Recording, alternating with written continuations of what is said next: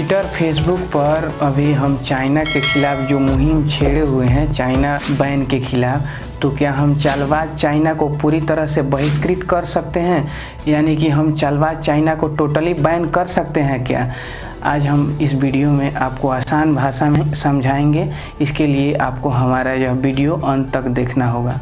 अगर हम लीगली तौर पे चाइना को भारत में बैन करना चाहें तो ना ही WTO यानी कि विश्व व्यापार संगठन और ना ही भारत, दोनों में से कोई भी चाइना को भारत में व्यापार करने से नहीं रोक सकता है। लेकिन एक भारतीय होने के नाते अपने देश प्रेम के लिए हमको कोशिश करनी चाहिए। लेकिन क्या हम इस कोशिश में सफल हो पाएंगे? आइए हम देखते हैं कि क्या हमने कभी कोशिश की है, या की है तो कितनी हमको सफलता मिली है। एक बार हम आंकड़ों के साथ इस पे हम नज़र डालते हैं। दिल्ली सराफा बाजार के व्यापारियों ने पिछली दिवाली में बॉयकॉट चाइना का नारा लगाया और चाइनीज सामान को बैन करने की कोशिश की। लेकिन प्रतिदिन 30 से 40% नुकसान सहने के बाद वे लोग पुनः चाइनीज सामान पर निर्भर हो गए।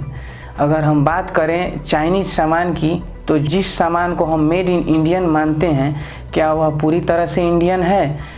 तो आपको बता दें, जी नहीं, वह इंडियन नहीं है।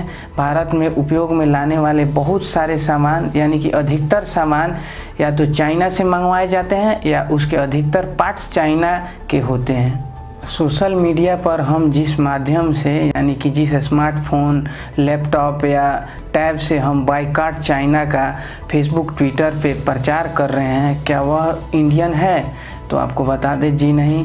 भारत की अधिकतर कंपनियां यानी कि माइक्रोमैक्स, लावा, जियो, लाइव, ये सारी कंपनियां इंडियन हैं, लेकिन इनके अधिकतर पार्ट्स या तो चाइना के होते हैं या यह पूरी तरह से चाइना के बनाए हुए होते हैं। उदाहरण के लिए हम बता दें कि भारतीय कंपनी माइक्रोमैक्स ने रुद्रपुर, उत्तराखंड में 2014 में एक फैक्ट्री लगाई जिसमें LED, टीवी, मोबाइल फ़ोन और टैब बनाया जाता था। और आपको बता दें कि मोबाइल का सबसे ज़रूरी पार्ट्स रैम और प्रोसेसर जो कि पूर्णतः चाइना का होता था। भारत में इलेक्ट्रॉनिक्स और मशीनरी के बाद अगर किसी चीज़ का आयात सबसे अधिक होता है तो वो है ड्रग्स। जी हाँ, हम उस ड्रग्स की बात नहीं कर रहे हैं जिसका उपयोग नशा के लिए किया जाता है। हम उस ड्रग्स का बात कर रहे हैं जिसका उपयोग उर्वरक और दवाइयाँ बनाने में की जाती हैं। अगर आंकड़े की बात करें तो केवल 2014-15 में $2.2 बिलियन यानी कि 1450 करोड़ रुपए का ड्रग्स चीन से आयात किया गया।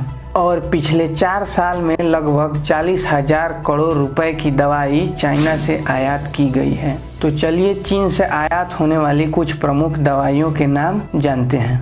इनमें सबसे प्रमुख है पैरासीटामोल, एमोक्सिसिलिन, सिप्रोफ्लॉक्सासिन, अफ्लॉक्सासिन, ब्रुफेन इत्यादि। मान लें कि इसमें से अधिकतर दवाइयों का नाम हम लोग नहीं जानते हैं, लेकिन पैरासीटामोल जो कि 80% बुखार की दवाइयों में होती है, इसका बैन हम लोग कैसे कर पाएंगे?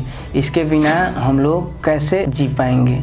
अब हम एक नज़र उन सामान पर डालते हैं जो कि चाइना से अधिक मात्रा में आयात किया जाता है। इनमें इलेक्ट्रॉनिक उपकरण, मशीनरी, इंजन, पंप्स, केमिकल, दवाइयाँ, उर्वरक, लोहा, स्टील, कपड़ा, गहने, प्लास्टिक जैसे बहुत सारे महत्वपूर्ण सामान आते हैं।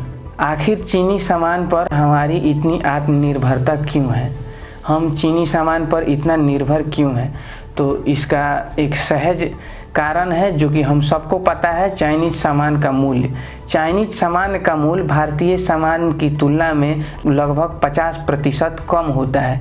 और उनके मूल्य का कम होने का सीधा कारण है वहाँ पे मशीनरी का अधिक उपयोग, वहाँ के सस्ते कच्चे माल और सस्ते मजदूरी का होना। चीनी सामान पे हमारी निर्भरता इतनी अधिक हो गई है कि हम चाह कर भी उसका बहिष्कार नहीं कर सकते हैं। चीनी सामान के बहिष्कार का प्रभाव जनमानस के साथ साथ हमारे व्यापार पर भी होगा। हमारा व्यापार काफ़ी नीचे जा सकता है। इसके लिए हमको पहले आत्मनिर्भर बनना पड़ेगा। भारत में उपयोग में लाने वाले अधिकतर सामान को भारत को खुद बनाना होगा और थोड़ा चीन के मुकाबले मूल्य में भी बराबर रखना होगा, तभी हम चाइना का बायकॉट कर पाएंगे। मैं बिट्टू, अगर आपने अभी तक हमारा चैनल सब्सक्राइब नहीं किया है तो लाल बटन दबा के हमारा चैनल सब्सक्राइब कर लें और घंटी का बटन दबा के नोटिफिकेशन ऑन कर लें ताकि आपको हमारे वीडियो की जानकारी मिलती रहे। धन्यवाद।